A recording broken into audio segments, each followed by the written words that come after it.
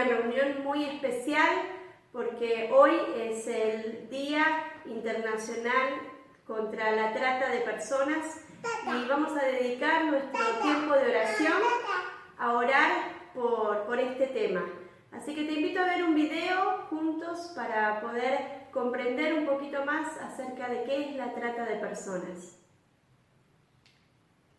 ¿Sabés qué es la trata de personas?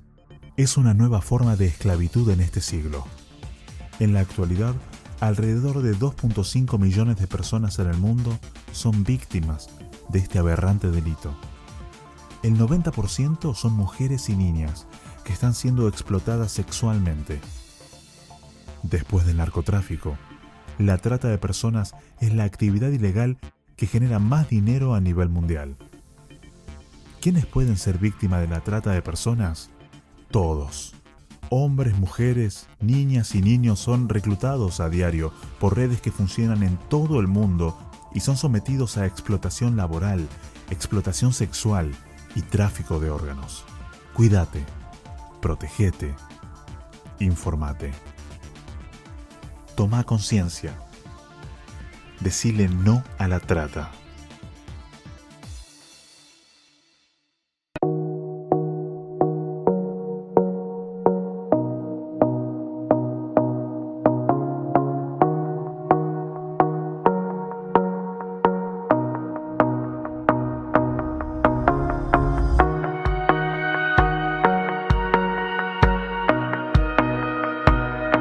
Sin clientes no hay trata.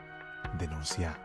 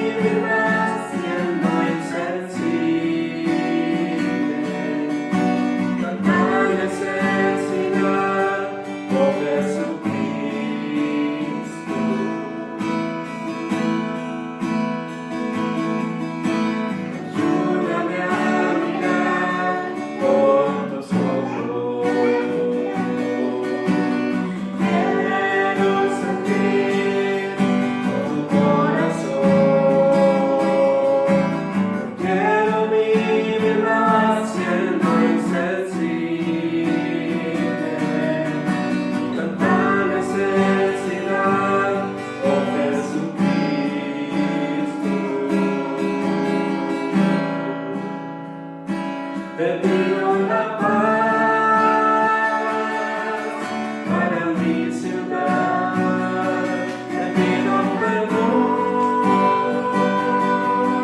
por mi ciudad.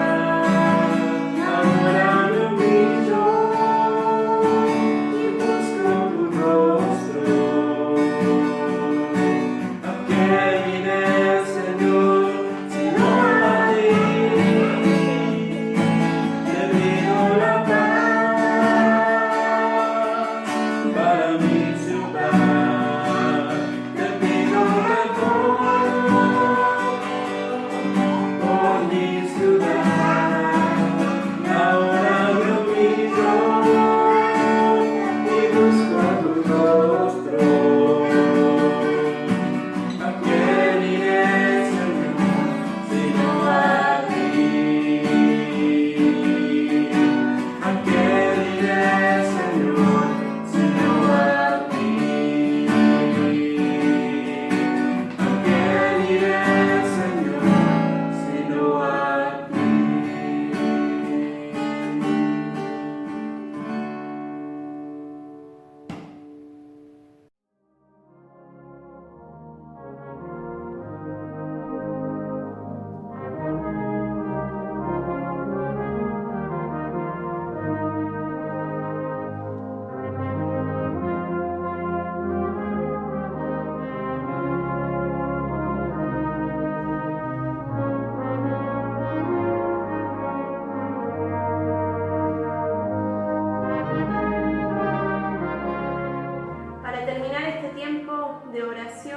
Vamos a orar. Padre, te doy gracias por este día, te doy gracias, Señor, por las bendiciones que tú nos das.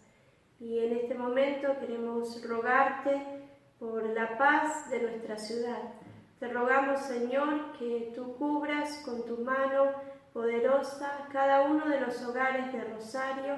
Te rogamos, Señor, que tú estés en cada una de nuestros hogares y nos ayudes a ver esos tiempos de violencia y a denunciar. Ayúdanos, Señor, danos fuerza, danos las herramientas necesarias para llevar a cabo, Señor, si vemos algún acto de violencia, algún acto de trata, te rogamos, Señor, que tú nos ayudes. Padre, bendice nuestros hogares, guarda a nuestros niños, guarda a nuestros adolescentes, Señor, guarda a nuestros jóvenes, Sí, y bendícenos una vez más. En el nombre de Jesús. Amén. Que el Señor nos bendiga.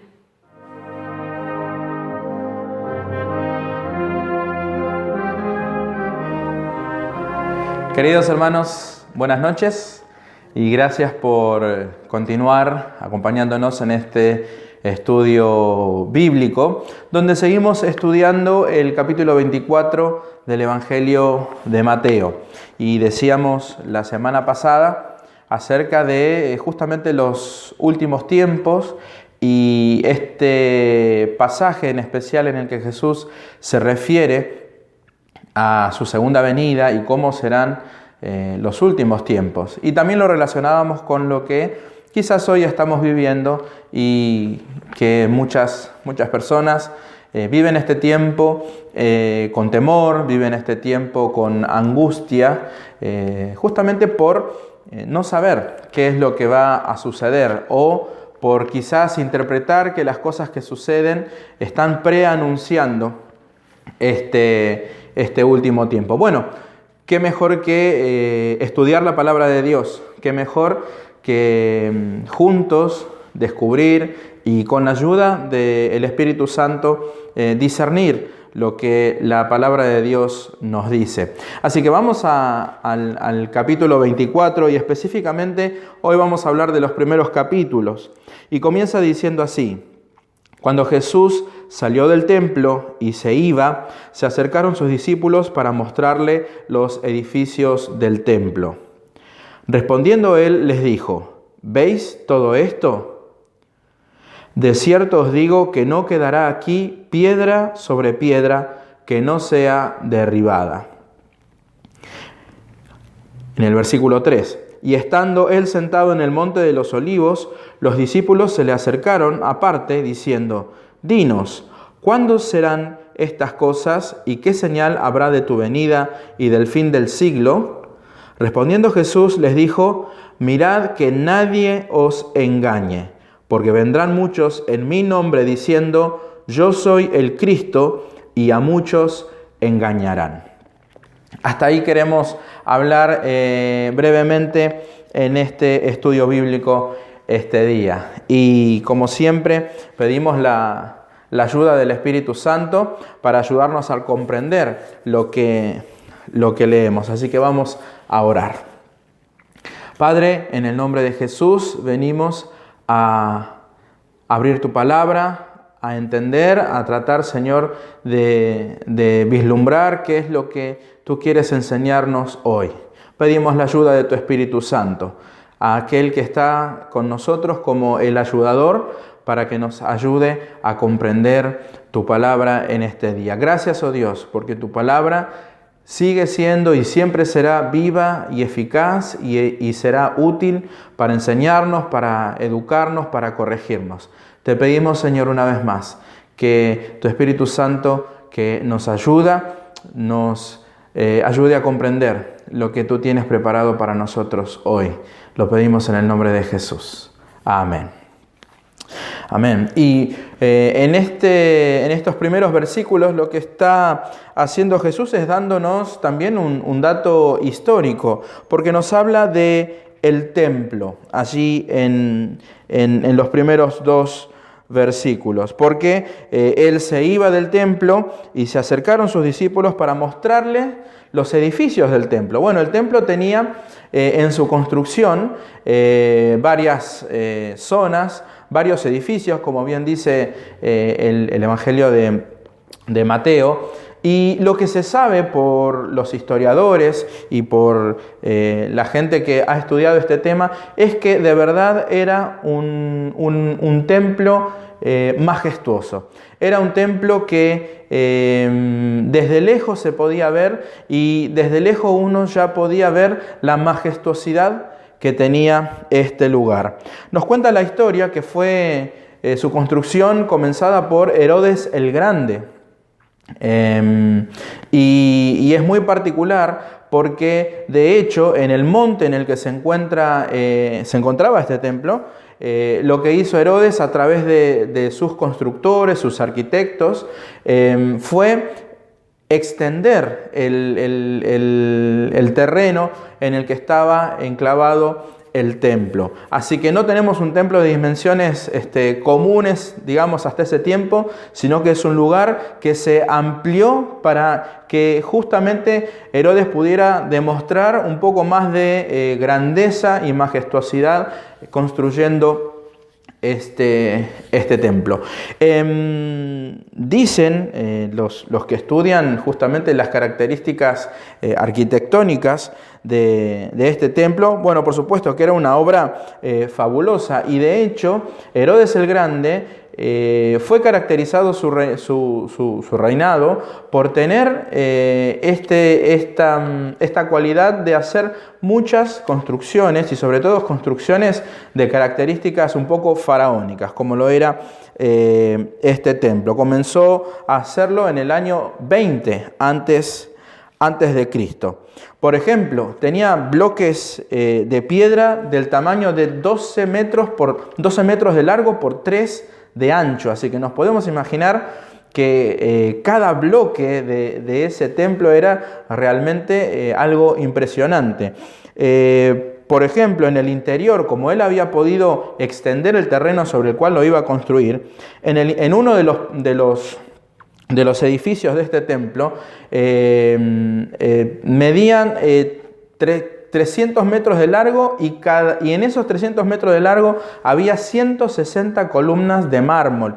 Así que casi cada 2 metros había una columna de mármol a cada lado, así que se pueden imaginar que era una construcción realmente impresionante. Y también una de las características que se notaban a lo lejos es que una de sus paredes, la pared estaba laminada en oro. Es decir que durante el día, cuando el sol desde el amanecer iluminaba, desde muy lejos se podía ver esta pared del templo ya brillando. Imagínense esas paredes enormes, esas paredes fastuosas,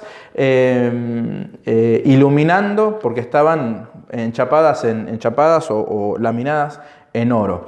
Así que también nos ayuda a meternos en este pasaje allí junto a Jesús y los discípulos, porque los discípulos evidentemente se pusieron en un lugar donde se podía contemplar todo el templo, y allí es donde le preguntan a Jesús, o mejor dicho, donde Jesús les pregunta: ¿ven todo esto? ¿Ven la majestuosidad de este templo? Y ellos, por supuesto, y quizás con un poco de orgullo por ser judíos, dijeron: sí, por supuesto, es el templo nuestro, es el templo que está construyendo Herodes. Y de hecho no terminó de construirlo en esos años, incluso Herodes murió y la construcción siguió. Pero Jesús les dice: de cierto os digo que no quedará piedra sobre piedra que no sea derribada. Y allí quizás nos podemos poner en el lugar de los discípulos y decir: pero ¿cómo? Esta construcción tan perfecta, tan majestuosa, ¿cómo podés decir que no va a quedar piedra sobre piedra? ¿O en qué momento va a quedar destruida? Y allí es cuando por supuesto, la incertidumbre o las preguntas de los discípulos crecen, y en el versículo 3 vemos que al llegar al monte de los olivos, estando él sentado, los discípulos se acercaron y aparte le dijeron: dinos, ¿cuándo serán todas estas cosas y qué señal habrá de tu venida y del fin del siglo?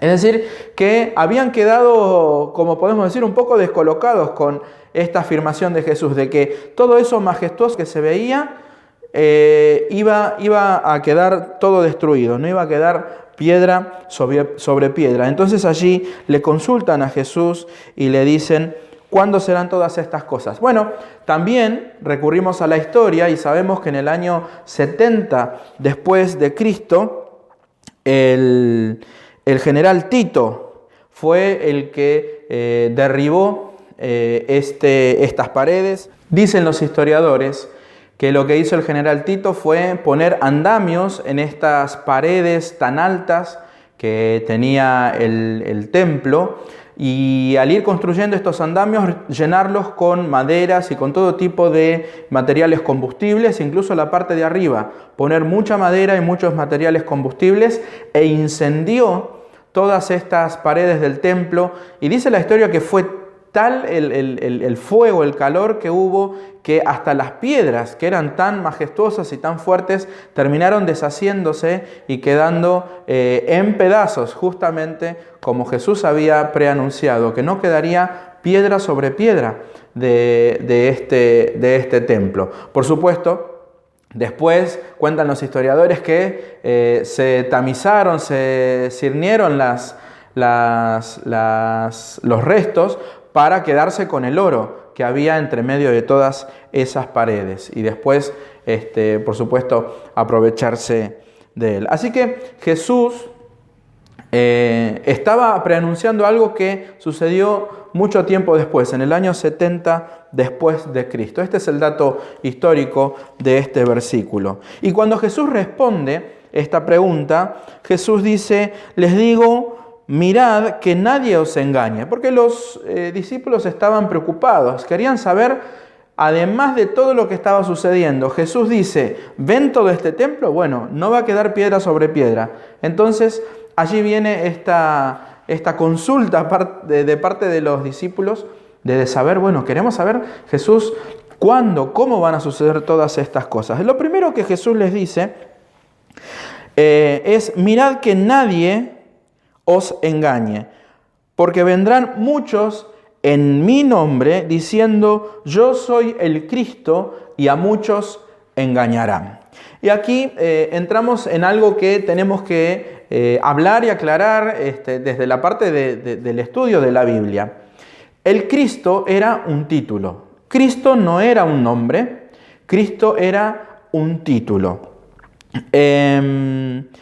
Cristo es la palabra griega que se utiliza para Mashiach, es decir, Mesías.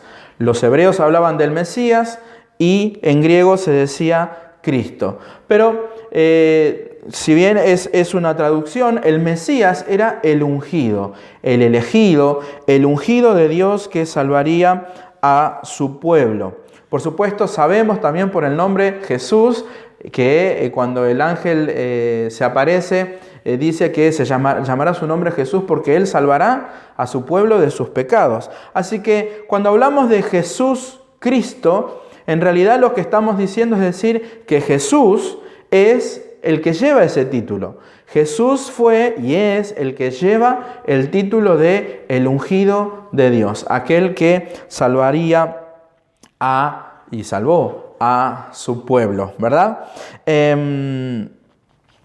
Y la advertencia que Jesús hace aquí es que tanto sus discípulos, y lo podemos traer también al día de hoy, que no seamos engañados. Y Él dice claramente que nadie os engañe, porque vendrán muchos en mi nombre diciendo: yo soy el Cristo, y a muchos engañarán. Es decir, este título es pura y exclusivamente de nuestro Señor Jesús. El título de Cristo, de Mesías, de ungido, a través de toda la palabra de Dios podemos comprobarlo, es pura, única y exclusivamente del Señor Jesús. Y Jesús hace esta advertencia, no, que nadie los engañe, porque van a venir muchos en mi nombre, y eso es lo peor, que van a venir en nombre de Jesús a decir, yo soy el Cristo, no el Jesús de Nazaret que ustedes conocieron. Y creo que es una advertencia que Jesús hizo hace más o casi 2000 años, pero que nosotros tenemos que estar muy atentos, porque es algo que aún hoy, a través de toda la historia, nosotros podemos comprobar cuántas veces, cuántas personas desde los tiempos de Jesús hasta hoy han dicho, yo soy Jesús, o han dicho, yo soy el Cristo, o han dicho, yo soy la reencarnación de Jesucristo, yo soy el enviado que mandó el Señor y ahora yo soy el Cristo. ¿Verdad? A través de la historia hemos escuchado muchas historias de personas que se han autotitulado Jesús o se han autotitulado el Cristo. Y Jesús, fíjense, hace 2000 años ya nos advertía de estos peligros, pero que nadie nos engañe, porque y lo peor de todo esto es que Jesús nos advirtió que vendrían en su nombre. Así que, mis hermanos, debemos estar muy atentos. Jesús nos está advirtiendo acá que en su nombre van a venir muchos a decir, yo soy el Cristo. Y fíjense que como reemplazando a Jesús, como diciendo, yo tengo ahora este título. Y no, momentito, no es así. El único y exclusivo que tiene el título de el Cristo, el Mesías, es Jesús de Nazaret, nuestro Señor y Salvador. Y una vez más, si podemos vislumbrar en estos versículos, la preocupación de cada uno de nosotros no tiene que estar en estas señales. Porque ¿qué pasa? Humanamente, cuando surgen estos personajes, estos líderes religiosos, o como le queramos llamar, y que justamente van a venir en nombre de Jesús, lo primero que humanamente vemos son sus señales. No porque tal persona hace milagros, no porque tal persona profetiza, dice tales cosas. Y allí es cuando nosotros tenemos que estar con nuestros sentidos bien atentos, porque vendrán en nombre de Jesús. Y allí es donde uno quizás puede ser engañado. No porque, mirá, ya ese pastor hace tal o cual cosa, o la gente. Allí es donde tenemos que estar muy atentos y, como dijo Jesús, no ser engañados porque van a venir en su nombre y encima van a decir, yo soy el Cristo. Y ahí usted y yo, gracias a leer la palabra de Dios, gracias a estudiarla y gracias a la ayuda del Espíritu Santo, podemos discernir y decir, no, esto no es lo que dice la palabra de Dios, esto justamente es lo que Jesús nos advirtió que sucedería y yo no voy a ser parte de eso que quiere llevarse toda la gloria y toda la honra del Señor Jesús. Yo no voy a participar de un culto o de una iglesia o de una organización que dice ser cristiana pero que pone a otro en el lugar del Cristo, el Mesías. Allí es donde la palabra de Dios, ¿verdad?, cobra vida y nos advierte, nos educa, nos corrige y nos hace ver qué es de Dios y qué no es de Dios. Y una vez más, como decíamos el jueves pasado, mis queridos hermanos, no tenemos que estar más preocupados por las señales que por estar preparados. Una vez más, fíjense que Jesús dice, van a venir o va a venir personas haciéndose pasar por mí o en mi nombre, haciendo distintas cosas, pero no es en las señales en las que nosotros tenemos que estar pendientes. Usted y yo tenemos que estar pendientes en estar a cuentas con el Señor y que el Señor, si viene hoy o mañana, nos vayamos con Él. Cuando nosotros humanamente sacamos nuestra atención y fijamos nuestros ojos en las señales o en lo que tiene que suceder o en lo que sucede alrededor, allí perdemos nuestro norte, perdemos nuestra visión, perdemos nuestro enfoque. Usted y yo tenemos que fijar nuestros ojos en Cristo y solamente en Él. Y estar preparados para que cuando Él venga, en su venida, nos lleve. No tanto en cómo va a ser todo, qué va a pasar o el detalle de cada una de las cosas que tienen que suceder. Pero sí tenemos que estar preparados y listos para irnos con Él. Mis amigos, no seamos engañados. No participemos de esas cosas que sacan el foco del Señor Jesús y le dan la gloria a los hombres, sino que podamos mantenernos siempre con nuestros ojos fijos en nuestro Señor Jesús. Que el Señor les bendiga y por favor sigan leyendo los versículos que siguen de este capítulo 24 de Mateo, que como ven es tan rico, es tan fuerte también y nos ayuda a comprender los tiempos que hoy estamos viviendo. Que el Señor les bendiga.